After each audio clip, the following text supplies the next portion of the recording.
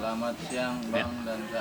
Bagaimana nih terkait dengan update terbarunya nih? Ya, pada hari Rabu kemarin ya, tanggal 28 Mei, kita sudah ada undangan untuk menghadiri mediasi bersama terlapor. Kami dari pihak pelapor akhirnya tidak ada kata sepakat terkait dengan mediasi yang ditawarkan oleh terlapor, karena kami menduga tidak ada niat yang serius dan niat yang tidak konkret untuk memberikan nafkah-nafkah terkait terhadap anak dan juga ganti rugi yang konkret kepada klien saya. Makanya dari hasil mediasi yang di Polres Jakarta Timur, kami tegas menolak, dan kami memang datang saat itu untuk mengetahui apa sih itikat baik dari terlapor, karena terlapor sendiri di dalam keterangannya juga sudah mengakui, dan beberapa ada diwawancara sudah mengakui kok perbuatannya kepada klien kami, dan kami terus mendesak agar setelah ini langsung dilakukan gelar perkara terhadap kasus yang kami laporkan pada 21 Maret 2025 kemarin, seperti itu. Oke. Hasil dari mediasi kemarin gagal kan, dalam arti menolak. Berarti ini secara nyata juga untuk menegaskan bahwa berarti benar terkait dengan gugatan perceraian terhadap ini. Benar menolak. Kenapa? Gimana tadi? Berarti gagal? Mediasi gagal berarti memang udah bulat untuk perceraian. Iya, iya. Memang sebetulnya tuh kita tuh lagi saya tuh agak berat ya selama ini gitu loh, dengan membiayai anak-anak yang masih di bawah umur. Biaya susunya anak-anak bayi kan itu setiap minggu sampai 1 bulan kita kumpulkan, itu banyak sekali ya kan. Nah itu saya menanggung beban sendiri, yang artinya saya tuh sekarang tuh belum aktif untuk bekerja. Sementara dari papahnya, dari ya Yogi itu masih kayak suami saya kan, masih suami saya dalam hukum. Jadi belum ada biaya, belum ada nafkah. Jadi ya sudahlah, saya dengan berpikir lagi berbicara dengan Pak Maci, ya sudahlah, ingin kita gugat aja gitu.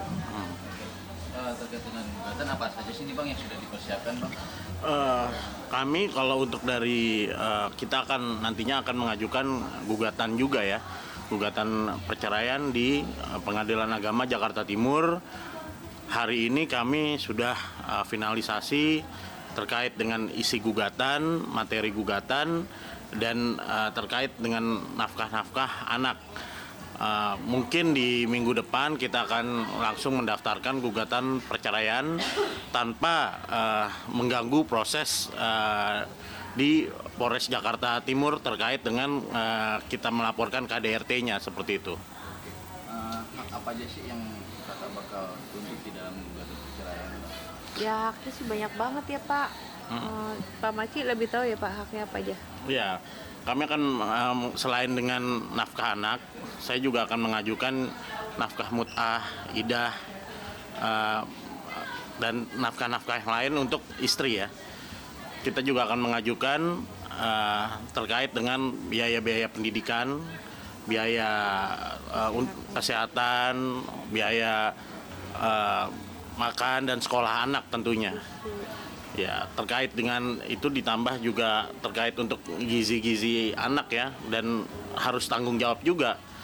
Itu yang akan kita ajukan ke Pengadilan Agama Jakarta Timur ya, seperti itu.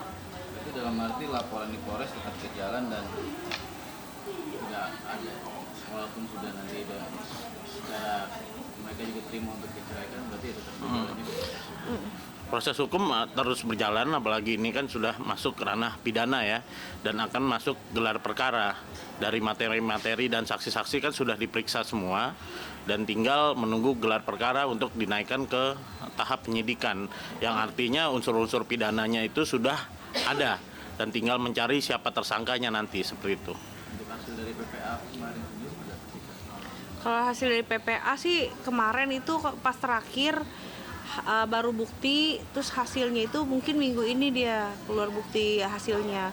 Cuman kan kalau sekarang ini banyak kayak beban saya tuh yang berbulan-bulan yang harus menanggung biaya anak-anak. Sementara anak-anak saya kan masih di bawah umur, masih balita, yang satu usia 2 tahun, yang satu 10 bulan. Itu biaya-biaya tersebut itu lebih besar dibanding biaya-biaya orang dewasa kan gitu. Jadi dengan pengajuan ini saya secepatnya langsung saya rinci sama Pak Maci ya Pak. Iya. Saya sudah rinci sedemikian sampai ke biaya susu, dan itu kita nggak asal-asal merinci ya Pak. Jadi semuanya tuh ada bukti ya Mbak Mei. Jadi saya setiap jam berapa ya Mbak? Tengah malam ya?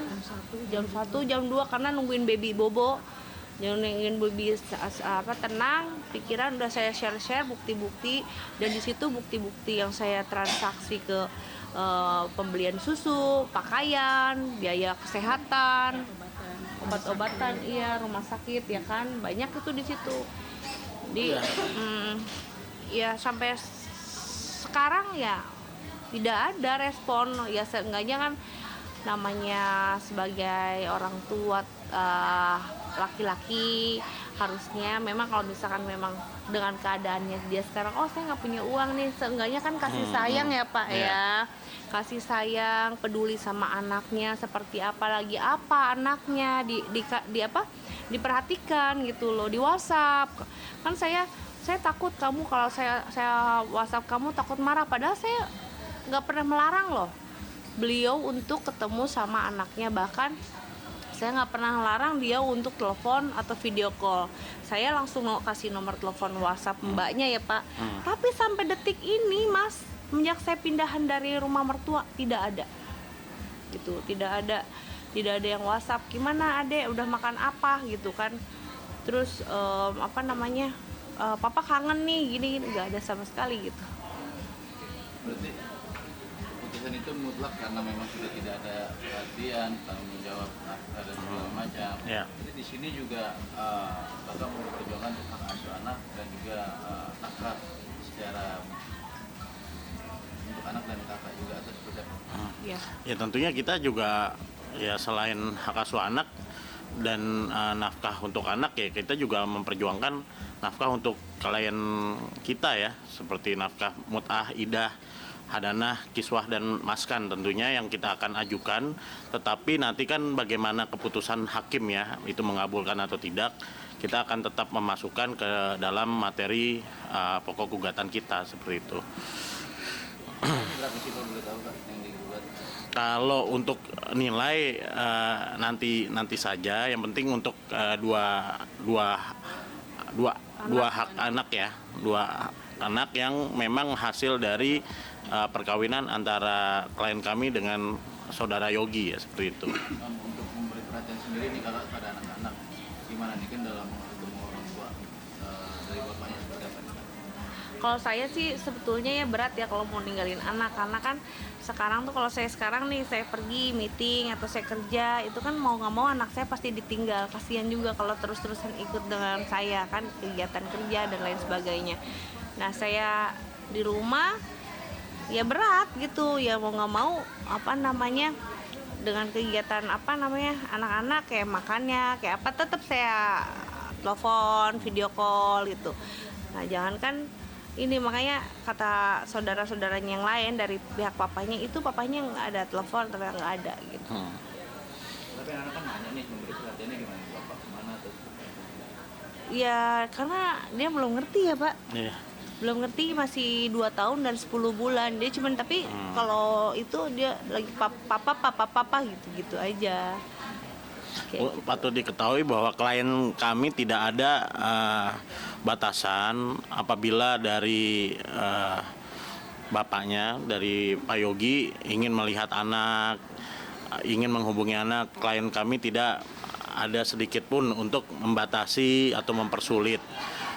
Cuman kita juga minta tanggung jawab dari seorang bapak kepada anaknya, seperti itu, untuk memberi nafkah, memberikan setidaknya transferan untuk anak, hak hidup anak gitu, untuk makan, untuk dia juga ya melakukan pendidikan juga untuk mengurusi inilah makanannya, pendidikan dan hal-hal lain yang untuk menunjang daya hidup anak seperti itu. Kira-kira berapa sih sebulan satu anak? Ya, berapa? Susu anak-anak saya 2 anak ya, cuman susu aja 1 minggu itu di 2 juta susu aja berdua ya. Kan nggak mungkin kalau bayi saya kasih makan terus, mau nggak mau kan di 2 tahun 10 bulan itu susu dia. Susu itu 1 minggu 2 juta. 2 juta itu baru susu, belum lagi kayak biaya kesehatan, biaya pampers, biaya makannya. 2 juta dikali 4 udah 8 juta. 8 juta biaya susu aja, pampers, makan, vitamin. Terus udah gitu pakaian itu belum. Jadi ya lumayan juga sih setelah kita iniin itu ya. Saya juga harus yang mau bayar listrik. Terus sekarang juga saya juga dengan kemampuan saya juga mau nggak mau juga harus sewa rumah kan gitu. Tempat tinggal kan saya udah nggak ada. Jadi saya sama anak-anak ya tidur ya alhamdulillah itu juga ya, bersyukur masih ada tempat tinggal ya, tidur ya ala kadarnya aja, satu kamar itu rame-rame. Atau diketahui juga klien kami ini juga kan masih belum mempunyai tempat tinggal dan masih menumpang di rumah sahabatnya gitu. Ibu Sinta Bahir yang telah memberikan inilah fasilitas sementara untuk klien saya. Saya sangat berterima kasih. Dan juga kami akan melanjutkan gugatan yang nantinya akan kita daftarkan di Pengadilan Agama Jakarta Timur sebagai bentuk kita juga akan memberikan peringatan bahwa apabila dari kasus KDRT di Polres Jakarta Timur itu berjalan sesuai dengan nanti kita akan melakukan gugatan juga. Dan apabila pihak terlapor masih tidak memberikan nafkah kepada klien kami dan kepada anak-anaknya, kita akan cadangkan hak hukum yang lain. Bisa saja kita akan melaporkan penelantaran anak dan hal-hal yang lain yang untuk memberikan efek jera dan kesadaran terhadap pihak terlapor yang sampai saat ini belum memberikan nafkah kepada klien kami dan juga tempat tinggal yang layak untuk anak-anaknya. Ini bentuk langkah tegas dan jelas yang kami akan berikan perlindungan kepada klien kami, seperti itu. Berarti jeratan hukumnya banyak tuh, Bang? Ya bisa saja kalau misalnya tidak ada dari terlapor, tidak ada kesadaran dan melakukan hal-hal yang positif kepada anak-anaknya. Dan kita lihat dari klien kami juga sudah diperiksa oleh Pusat Pelindungan Perempuan dan Anak melalui psikolog, dan memang terdampak ada psikologis yang terkena dari klien saya seperti itu. Oke. Berkasnya seperti apa sih, Bang? Siapanya, Bang? Bisa dijelaskan? Berkas-berkasnya kita juga akan nanti melampirkan yang syarat formalnya seperti buku nikah, biasa kartu tanda penduduk para pihak, kemudian ada kartu keluarga dan ada dokumen-dokumen lainnya untuk kebutuhan dari proses perceraian tersebut. Seperti itu. Ini bisa dilihatkan. Bukti-bukti domisili. Ini gampang untuk alamat kita upload kan. Iya. Dilihat aja buat stop. Ini nanti aja lah. Udah, terakhir kita stop. Ya. Oke, harapan apa nih, Kak? Dan rencana untuk pastinya minggu depan udah bulat itu? Ya, insya Allah ini udah bulat. Ini memang keputusan saya terakhir dan juga saya sayang anak-anak saya. Ini juga untuk kepentingan mereka, bukan kepentingan pribadi saya sendiri. Saya juga nggak mau berlarut-larut dengan masalah seperti ini ya Pak ya. Jadi nggak enak juga didengar di luar. Jadi mudah-mudahan saya minta doanya agar semuanya berjalan dengan lancar. Proses saya untuk persidangan untuk daftar perceraian nanti untuk minggu depan, saya minta doanya dari teman-teman dan juga keluarga dan juga semuanya lah, warga negara yang ada di Indonesia ini banyak dukungan alhamdulillah sampai saat ini loh. Oke, Kak, satu lagi tambahan, apa sih saat ini yang menjadi Kakak bisa hidup untuk anak perjuangannya seperti apa? Kalau saya dipertanyakan seperti itu ya, saya cuman banyak teman-teman saya bilang kamu hebat.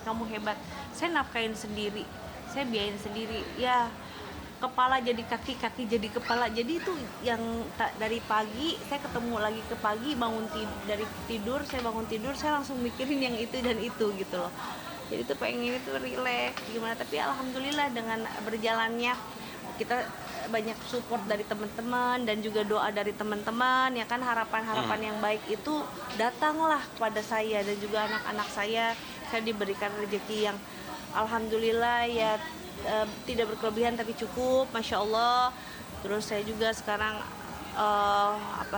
nyanyi juga masih, usaha juga saya juga masih, walaupun itu ya cukup buat beli susu anak saya. Cuman ya saya sekarang tuh lagi memikirkan ya Pak, untuk masalah tempat tinggal anak-anak saya, untuk biaya selanjutnya kan saya juga nggak mungkin nih stuck di sini kan, kita harus juga memikirkan untuk masa depan gimana nih tahun depan gitu, target kita apa nih gitu kan, biar anak-anak saya bisa bertumbuh kembang yang lebih bagus lagi seperti itu. Lalu bagaimana barang-barang Kakak yang seperti digadaikan oleh?